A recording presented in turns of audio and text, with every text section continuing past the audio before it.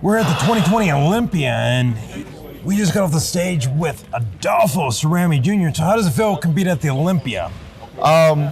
It feels great. I mean, I did it back in 2018, but my 2018 prep and showing, I mean, I was happy with it, but not as I'd like to be, just because, you know, I was doing like 2 shows prior to that, and, you know, my body was just kicking my ass, and, you know, pretty much said, F you, I don't want to do anymore, and I still had to push through it in 2018.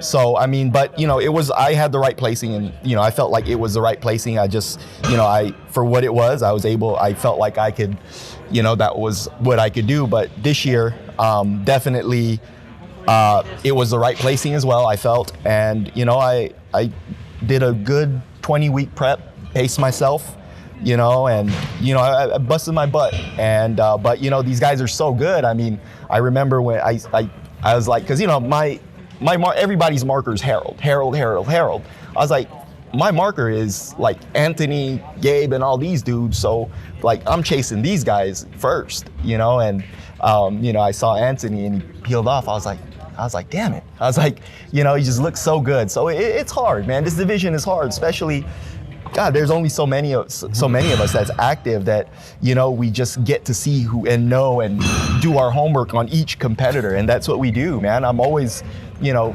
looking at Anthony, seeing what he's doing. I was like, is he doing more cardio? And I was like, and he said, no, I'm not. And so we all kind of just feed off each other.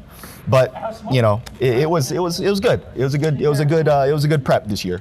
And it paid off. Yeah. Adelfo placed top 3, and like this is one of the best packages that you brought to date. I mean, you really brought like a great package, but there's other times you brought phenomenal stuff. So it's kind of like every look is different. I mean, God, I mean, and I always compare each prep to see, it's like, okay, I'm as conditioned as this prep, but I have a little bit more muscle, or I'm a little bit more fuller, but not as conditioned. So it's just, God, it's so you think you have the right formula down, but it's never right. It's always different. Over the years, seeing you, like, you brought the condition, but this year you packed on more size. And the conditioning too, I felt. Yeah. Let's not underestimate your condition, because you brought the size and the condition. That's why it's a tricky component to kind of bring both. But that's the art of bodybuilding, right? Mass, symmetry, conditioning.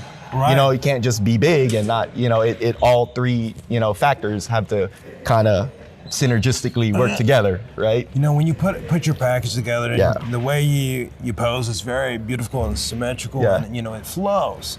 So what do you like your style? When you pose and stuff, what do you think about? Like, you know, I'm not a mass monster like Harold, you know, and I never will be, you know, that's just genetically, you know, I'm never gonna have 22, 25-inch arms, whatever, how big his freaking biceps are.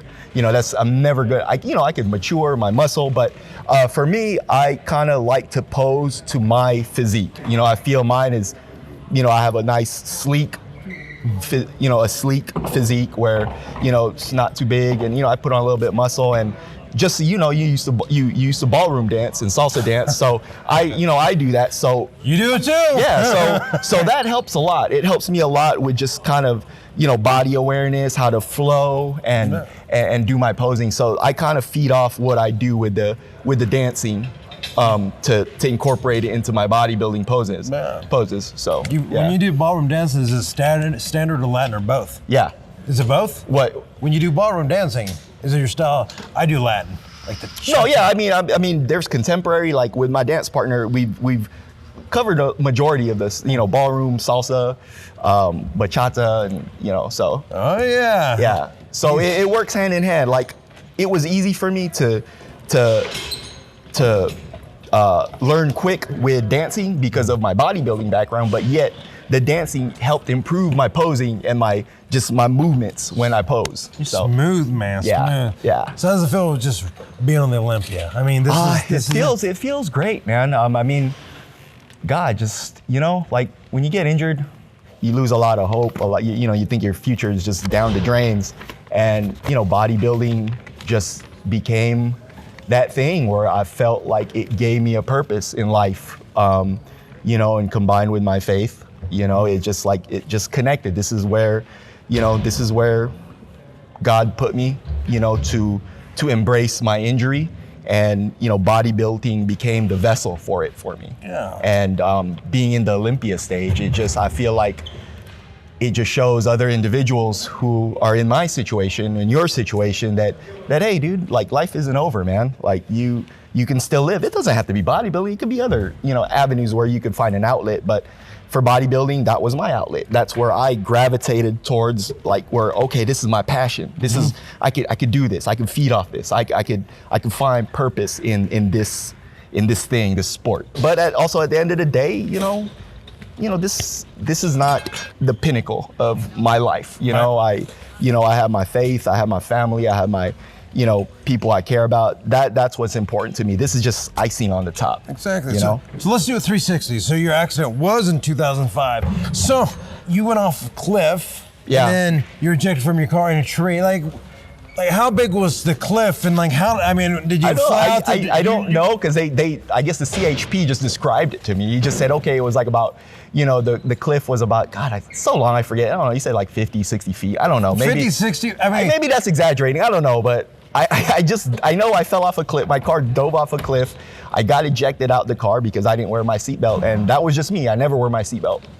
I was too cool for school. That's just that was just my mindset. You know, I was just like, for what? And it was stupid, I know, but I was like 21 years old. So when you flew out, was you still in the tree, or did you hit the tree? No, I guess he described it like it was like a cartoon, you know, like the Looney Tunes, where my back smashed a tree and I just kind of sort of slid down. Oh, so and then that's where I broke my femur, and I don't have a kneecap on this side because, as I guess when I slid down the tree, like all these things. Sawed off your kneecap?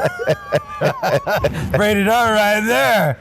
So that's crazy. And I remember I was just... Do you remember it? I don't remember the impact, but I remember waking up and I opened my eyes and everything was pitch black, but I could hear a creek, you know, like a riverbed by me, and I could just bushes in my face. And I remember I tried to, you know, you're just instinctively, you try to stand up and you're like, can't get up. Yeah. Try it again, can't get up. And then where it was really a shocker, where I was like, oh, shit. Like, this is something serious, is when I happened to accidentally touch my legs, like, and it was numb. Like right now, this is normal feeling. Right. But imagine going like this, it never being paralyzed and not feeling your legs. It is the trippiest thing. You're like, holy crap, what's going on? And back then, I didn't know what paralysis was.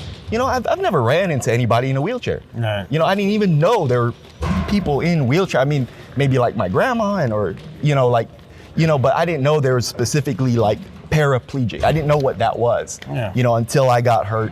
And then they, you know, I had to do my rehab, and they explained to me what being a paraplegic, a spinal cord injury, I knew nothing about that until I got hurt. Okay, so let's go one step further. So let's set the scene.